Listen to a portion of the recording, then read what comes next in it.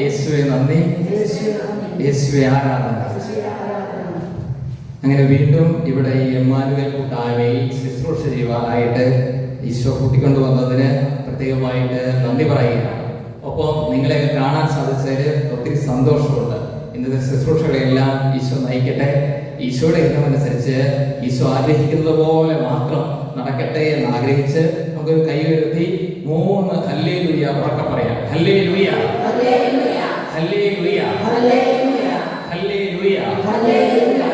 എന്റെ കൂടെ എൻ്റെ ഒരു സുഹൃത്ത് അച്ഛൻ ടോണി ബ്ലായ് എന്ന് പറയുന്ന RCJ റൊഗേഷനിസ്റ്റ് സഭാംഗമായിരിക്കുന്ന അച്ഛനും കൂടി വന്നിട്ടുണ്ട്. അച്ഛനാണ് അവിടെ ഇവിടെ സംസാരിപ്പിച്ചുകൊണ്ടിരിക്കുന്നത്. അച്ഛൻ നമുക്ക് വേണ്ടി എന്നിട്ട് ഈ വചന ശുശ്രൂഷ കഴിയുമ്പോൾ വിശുദ്ധ കുർബാന അർപ്പിച്ച് നമുക്ക് വേണ്ടിയിട്ട് പ്രാർത്ഥിക്കുന്നതുമാണ്. ഹല്ലേലൂയ.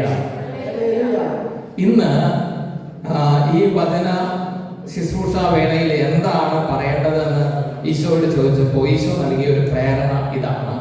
ആദ്യം തന്നെ പറയേണ്ട കാര്യം ഇതാണെന്നാണ് ഈശോ പറഞ്ഞത്. അതായത് നമ്മൾ ഒരു ആരാധനാ സമൂഹമാണ്. നമ്മൾ ആരാണ്? ആരാധന സമൂഹമാണ്.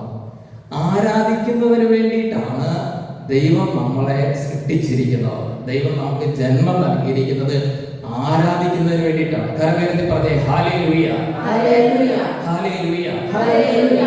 അപ്പോ ഞാനിങ്ങനെ നിങ്ങളോട് ഇപ്പൊ പറയുകയാണ്, ഈശോ പറഞ്ഞതുപോലെ നമ്മളെ ഇങ്ങോട്ട് ഈ പ്രപഞ്ചത്തിലേക്ക് വന്നിരിക്കുന്നത് ആരാധിക്കുന്നതിന് വേണ്ടിയിട്ടാണെന്ന് പറയുമ്പോൾ ഇവിടെ ഇരിക്കുന്ന നമുക്കെല്ലാവർക്കും ഒത്തിരിയേറെ ഭൗതികമായിട്ടുള്ള ലൗകികമായിട്ടുള്ള ഈ ലോകത്തിൻ്റെതായ ചില ആഗ്രഹങ്ങളൊക്കെ ഉണ്ട്.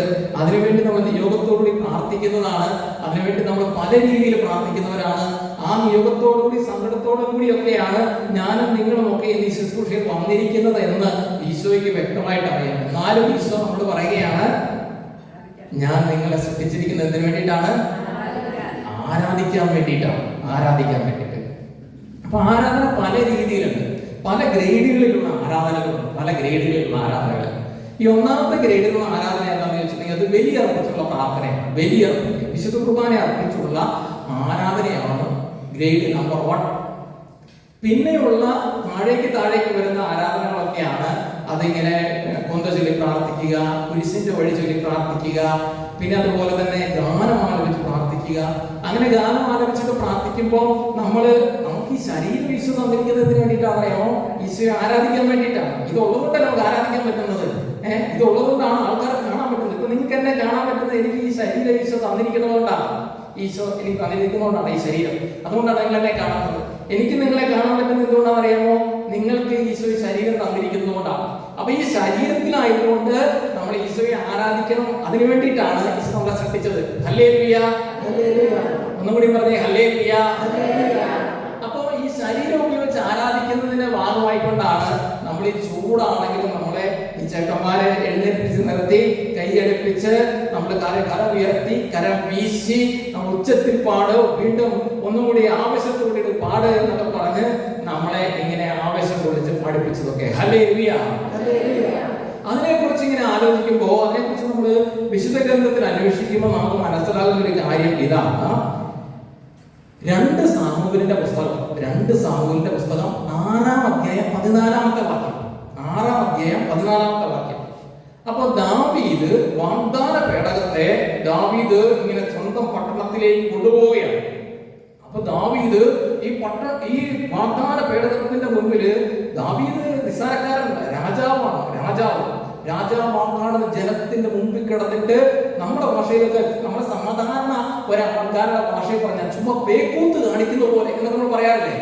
അതായത് നമ്മൾ ചില ആൾക്കാരെ കുറിച്ച് പറയാറില്ലേ, അവരെ എന്തെങ്കിലും കാണിച്ചു അങ്ങനെ, അതായത് ഒരു ബോധമില്ലാതെ അങ്ങനത്തെ പരിപാടികൾ ഇങ്ങനെ പറയുന്നത് എന്ന് പറയുന്നത് ഒരു ബോധമില്ലാതെ തുള്ളി ചാടി ഇങ്ങനെ ഭയങ്കര കാലെടുത്ത് ചാടി ഇങ്ങനെ ദൈവത്തെ ഇങ്ങനെ ആരാധിക്കണം.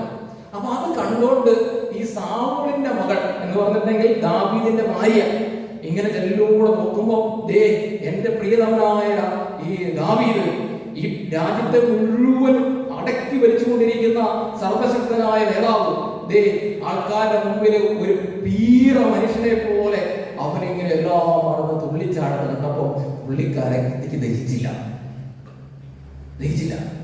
അങ്ങനെ വളരെ പറയുവാണ്. അത് അങ്ങനെ മനസ്സിൽ ഒരു ചിന്ത വന്നതോടുകൂടി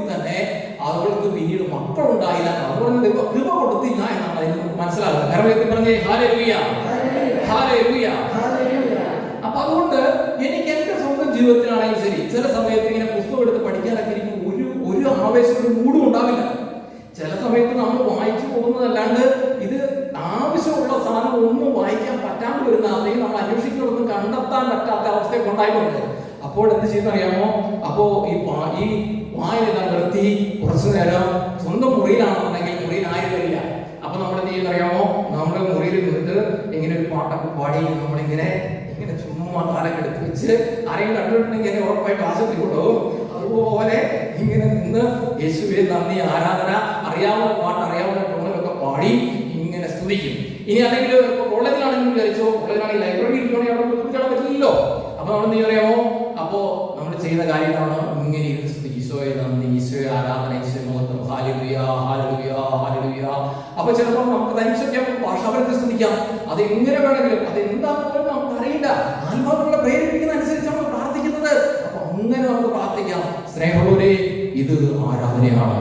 കരവേറ്റി പറഞ്ഞേ ഹല്ലേലൂയ.